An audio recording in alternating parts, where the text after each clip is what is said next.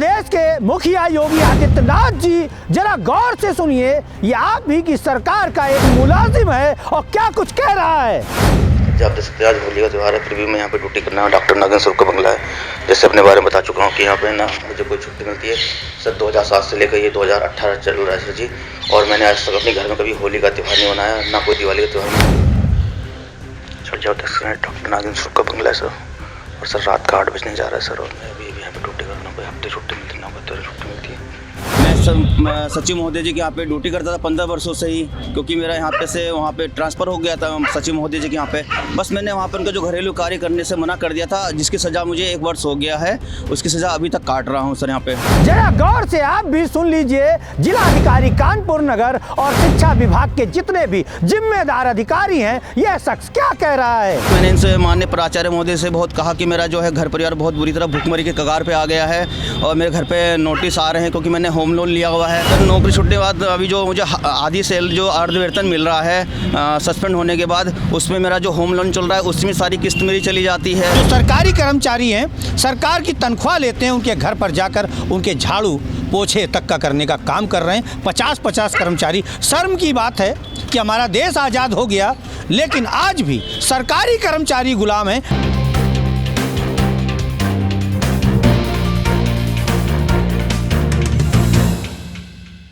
भारत देश को आज़ाद हुए 75 वर्ष हो चुके हैं, लेकिन अभी भी कुछ ऐसे घराने हैं, कुछ ऐसे संस्थान हैं जहां पर अभी भी लोगों को गुलामी की जिंदगी व्यतीत करनी पड़ती है। और खास करके आज हम कानपुर नगर के एक ऐसे घराने को दिखाएंगे जो शिक्षा जगत में उच्च स्थान पर स्थापित है, लेकिन आज भी सरकारी कर्मचारियों को यहाँ पर इनके घरों में झाड़ू बर्तन करके गुलामी करनी होती है। चलिए बढ़ते हैं आगे, दिखाते हैं आपको, बताते हैं आपको, खुलासा करते हैं एक ऐसे रहस्य जहाँ सरकारी कर्मचारियों को सरकार की नौकरी नहीं, जो प्रबंध तंत्र है, जो रसूखदार लोग हैं, जो सरमाएदार लोग हैं, उनके घरों में झाड़ू करकट उठा करके उनके घरों के पौधों को सींच करके पूरी की पूरी नौकरी करनी पड़ती है। यहाँ तक कि तनख्वाह सरकार उन्हें देती है, लेकिन गुलामी उन्हें इन सरमाएदारों, इन रसूखदार लोगों की करनी पड़ती है।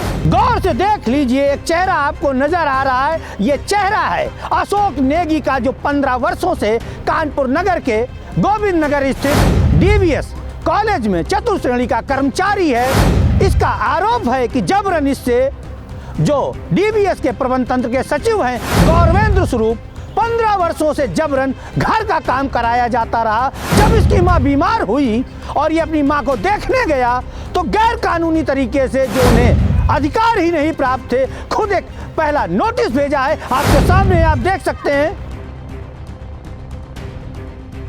अशोक नेगी को जो नोटिस गौरवेंद्र स्वरूप ने भेजा था, वो अभी हमने आपको दिखाया है। और हम आपको बता दें, अशोक नेगी का कहना है कि वो छुट्टी लेकर के गया था और जब वो वापस आया अपनी मां का इलाज करा के, तो उसे फिर से प्रेशराइज किया गया, उस पर दबाव बनाया गया प्राचार्य के द्वारा कि वो सरकार की नौकरी ना करे, जा करके गौरवेंद्र स्वरूप की गुलामी करे। और हम आपको बता दें, अभी हम आगे जब आपको खबर में और बहुत कुछ दिखाएंगे तो आपको चौंकाने वाले तथ्य नजर आएंगे। आपको नजर आ जाएगा कि 75 वर्षों से जो हमारा देश आज़ाद है, आज भी इस आज़ाद देश में कई ऐसे सरकारी कर्मचारी हैं जिन्हें सरमाएदारों, रसूखदार लोगों की गुलामी करनी पड़ती है।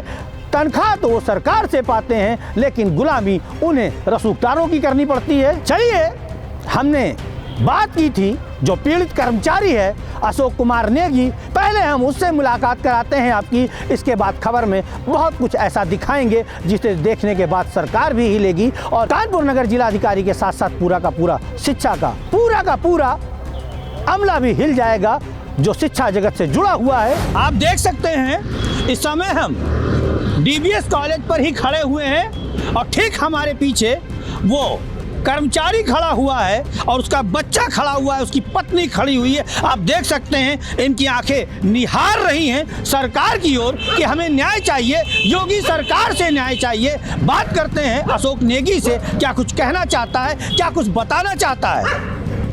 नेगी जी, ये बताइए आपकी नौकरी क्यों छूटी? सर मैं डीवीएस कॉलेज का, मैं अशोक नेगी डीवीएस कॉलेज कर्मचारी हूँ। 15 वर्षों से यहाँ कार्यरत था। मैं सचिव महोदय जी के यहाँ पे ड्यूटी करता था 15 वर्षों से ही, क्योंकि मेरा यहाँ पे से वहाँ पे ट्रांसफ़र हो गया था सचिव महोदय जी के यहाँ पे। बस मैंने वहाँ पे उनका जो घरेलू कार्य करने से मना कर दिया था, जिसकी सज़ा मुझे 1 वर्ष हो गया है। उसकी सज़ा अभी तक काट रहा हूँ सर यहाँ पे। सजा काट रहे हैं? जी सर, मतलब सज़ा काटना मतलब होता है कि मैं वहाँ पे से जो है उनको मैंने मना कर दिया कि उनके घरेलू कार्य नहीं करूँगा, मैं सिर्फ कॉलेज में आके ही कार्य करूँगा। क्योंकि मेरे सामने पिछले वर्ष 2021 में नवंबर में माता जी का एक्सीडेंट हो गया था। एक्सीडेंट होने के बाद मैं माननीय सचिव महोदय श्री गोविंद स्वरूप जी से छुट्टी पास करा कर गया था, जिसका मैं साक्ष्य भी दे सकता हूँ। ये बताइए, आप सरकार की नौकरी करते हैं कि गौरवेंद्र स्वरूप की नौकरी करते हैं? सर मैं सरकार की नौकरी करता हूँ। तो गौरवेंद्र स्वरूप से आपने छुट्टी क्यों मांगी? मेरी माता जी का एक्सीडेंट हो गया था, क्योंकि मैं वहाँ पे कार्यरत था। क्योंकि कार्यरत आपको जो तनख्वाह मिलती है वो कहाँ कार्यरत रहने की मिलती है? DBS कॉलेज की मिलती है, सरकार की मिलती है। तो गौरवेंद्र स्वरूप के घर पर क्यों गए थे आप? मेरा यहाँ से जो प्राचार्य जो थे उस समय तत्कालीन प्राचार्य 2007 में मेरी जब नियुक्ति हुई थी, तो उन्होंने कहा था कि जैसे वहाँ पे और भी कर्मचारी कार्य कर रहे हैं तो तुम भी चले जाओ। क्या और भी कर्मचारी काम करते हैं? सर करते हैं, जो सरकार की तनख्वाह लेते हैं और गौरवेंद्र स्वरूप के यहाँ जाते हैं। जी सर, बिल्कुल। कितने कर्मचारी जाते हैं वहाँ पर? कुल मिला के 50-60 कर्मचारी काम करते हैं वहाँ पर। कितना कहाँ काम करते हैं उनके घर पर?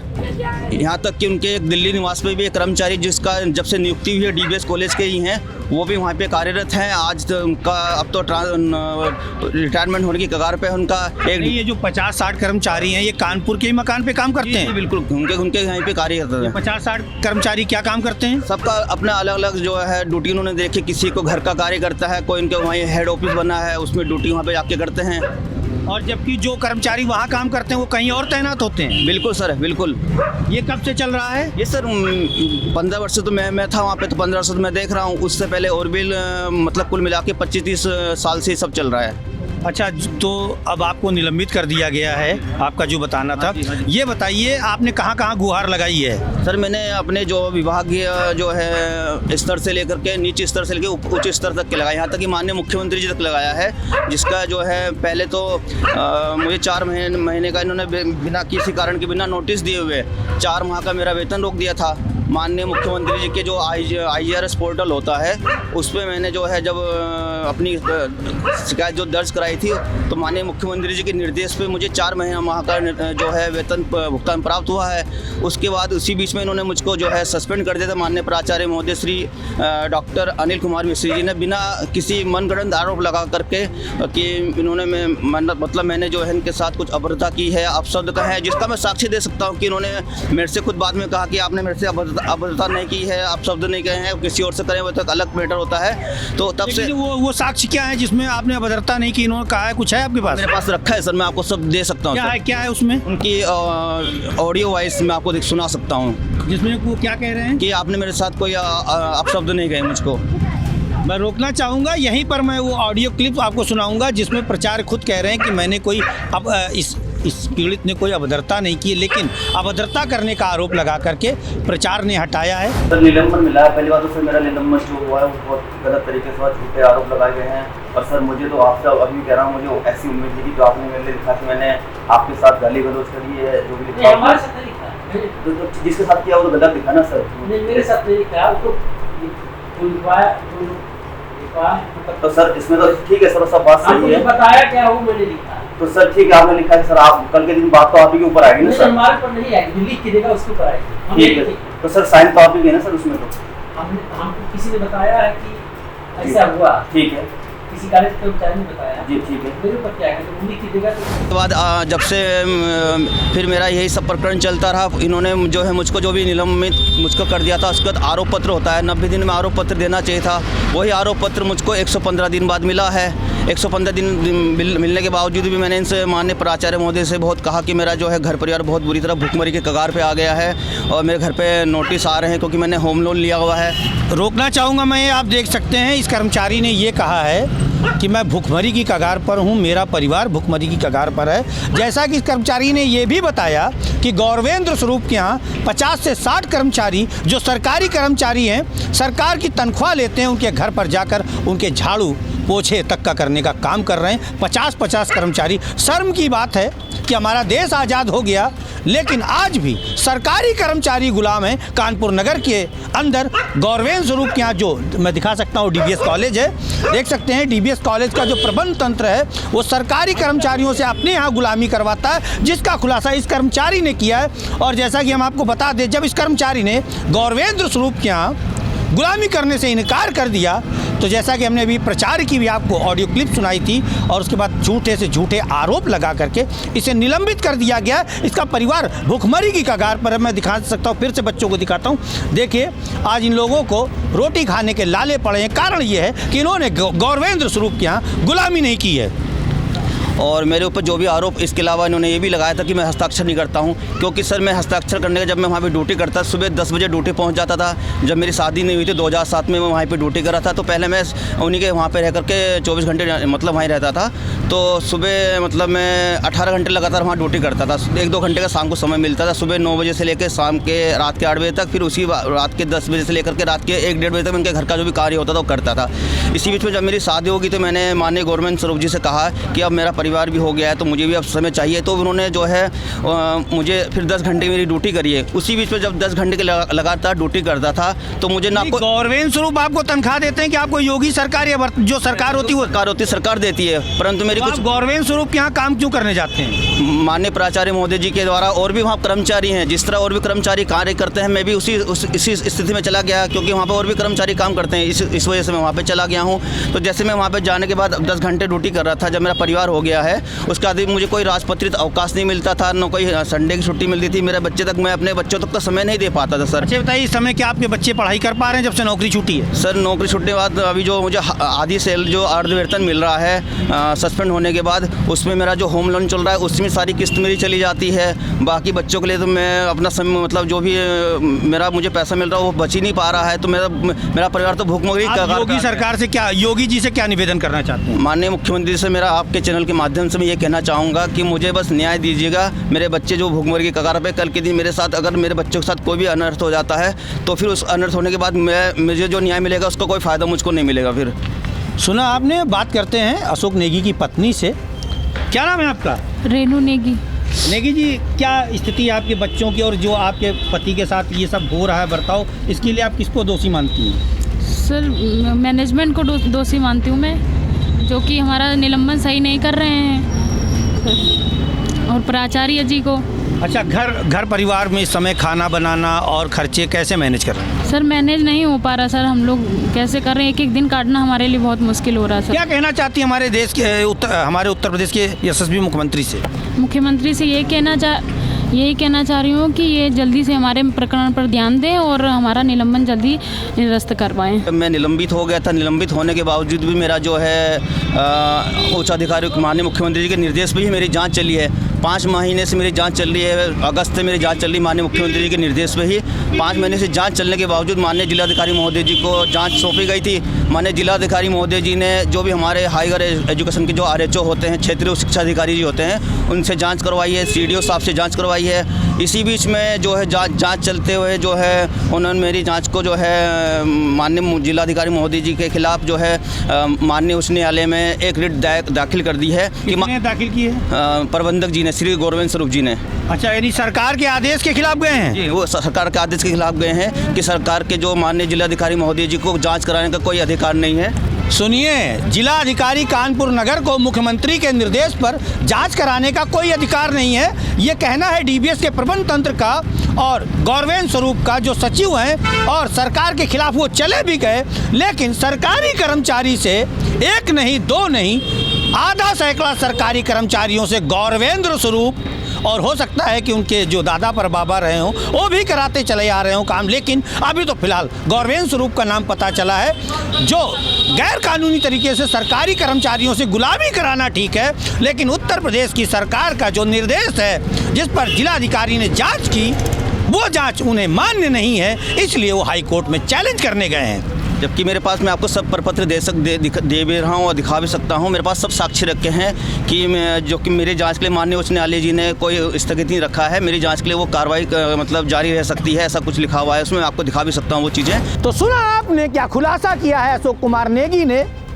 अशोक कुमार नेगी ही नहीं, लगभग 50 से 60 सरकारी कर्मचारी है जो गौरवेंद्र स्वरूप के यहाँ तनख्वाह तो सरकार से लेते हैं, लेकिन गुलामी गौरवेंद्र स्वरूप की करते हैं। उनके यहाँ पौधे सींचते हैं, रोपते हैं। कुल मिलाकर के ये बड़ा खुलासा है। हालांकि जो अशोक कुमार नेगी ने आरोप लगाए हैं, इसकी पुष्टि तो तभी हो सकती है जब एक उच्च स्तरीय जांच हो। हम तो कहेंगे अगर इतना बड़ा मामला है तो इस मामले की, गौरवेंद्र स्वरूप के मामले की 50 से 60 कर्मचारी, सरकारी कर्मचारी इनके घर में गुलामी करने को मजबूर किए जाते हैं। इस मामले में तो सीबीआई जांच होनी चाहिए। जैसा कि अभी आपको अपने बयानों में अशोक नेगी ने जो कुछ बताया है उसे हमने दिखाया है। हम आपको बता दें कि अशोक नेगी को जब टर्मिनेट करने की बात कही गई, निलंबित करने की बात कही गई, और जब उसने मना किया कि वो गौरवेंद्र स्वरूप के यहाँ काम नहीं करेगा, तभी उसे निलंबन की ओर ले जाया गया। उससे पहले जब उसकी तनख्वाह रोकी गई थी, जैसा कि उसने खुद बताया था अपने बयानों में, हम आपको बता दें कि जब मुख्यमंत्री के जन सुनवाई पोर्टल पर अशोक नेगी ने शिकायत की, आपके सामने है, तो शिकायत के प्रति उत्तर में जांच करने के लिए शिक्षा विभाग के उच्च अधिकारी ने जिलाधिकारी कानपुर नगर को निर्देशित किया था। और उसी के बाद जांच में यह निकल करके आया कि नेगी का उत्पीड़न हुआ है और नेगी को 4 माह का भुगतान देने की बात कही गई। लेकिन सरकार से सुविधाएं प्राप्त करने वाले एडेड स्कूल और सारी की सारी सुविधाएं लेने वाले डीबीएस प्रबंध तंत्र ने सरकार के ही आदेशों को नहीं माना। हम आपको एक नज़र में कुछ कागजात दिखा रहे हैं जो अशोक कुमार नेगी के द्वारा अधिकारियों के साथ साथ जिला प्रशासन को लिखे गए थे, मुख्यमंत्रियों को लिखे गए थे, आपके सामने हैं।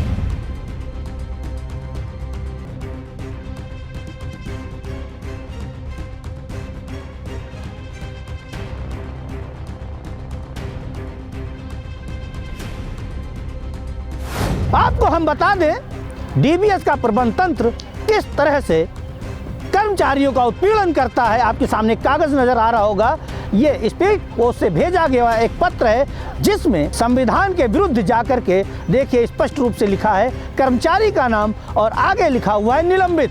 ध्यान से देख लीजिए। तो देखा आपने कि एक कर्मचारी के नाम के आगे निलंबित कर्मचारी लिख करके भेजा गया है। ये संविधान की किस धारा में लिखा हुआ है, कहाँ लिखा हुआ है कि आप किसी कर्मचारी के नाम के आगे उसे निलंबित लिख करके भेजें? तो आप समझ सकते हैं किस प्रकार से जो डीबीएस का प्रबंध तंत्र है महज अशोक कुमार नेगी को इसलिए परेशान कर रहा है कि वो गुलामी करने के लिए नहीं तैयार हुआ है। कारण ये उसका कहना है कि मैं सरकार की नौकरी करता हूँ, मैं गौरवेंद्र स्वरूप या जो डीबीएस का प्रबंध तंत्र है उनकी नौकरी क्यों करूँगा, उनकी गुलामी क्यों करूँगा। जैसा कि हम आपको फिर से बयान दिखाते हैं जहां पर अशोक कुमार नेगी ने कहा था कि काफ़ी कर्मचारी अभी भी गौरवेंद्र स्वरूप जो सचिव हैं उनके घर पर जाकर के काम करने को मजबूर हैं। वो बयान फिर से देख लीजिए। जो सरकार की तनख्वाह लेते हैं और गौरवेंद्र स्वरूप के यहाँ जाते हैं। जी सर, बिल्कुल। कितने कर्मचारी जाते हैं वहाँ पर? कुल मिला के 50-60 कर्मचारी काम करते हैं वहाँ पर। तो देखा आपने क्या कुछ कहा है अशोक कुमार नेगी ने। हमने पहले भी कहा था कि इस मामले में अगर सीबीआई से जांच होती है तो अति उत्तम रहेगा। कारण ये है कि 1 नहीं, 2 नहीं, 3 नहीं, आधा सैकड़ा से अधिक सरकारी कर्मचारी जो तनख्वाह योगी सरकार से ले रहे हैं या पूर्व की जो सरकारें थी उनसे ले रहे हैं, कहीं ना कहीं जो राजस्व का पैसा है उसी से इनकी तनख्वाह चलती है। लेकिन गौरवेंद्र स्वरूप की व्यक्तिगत गुलामी करने के लिए अगर इन सभी का उपयोग किया जा रहा है तो ये पूर्णतः गलत है, गैर कानूनी, जिसकी जांच होनी चाहिए, सीबीआई से होनी चाहिए। फिलहाल लेते हैं खबर में विदा, जल्द ही मिलेंगे किसी अन्य खबर के साथ। तब तक के लिए नमस्कार।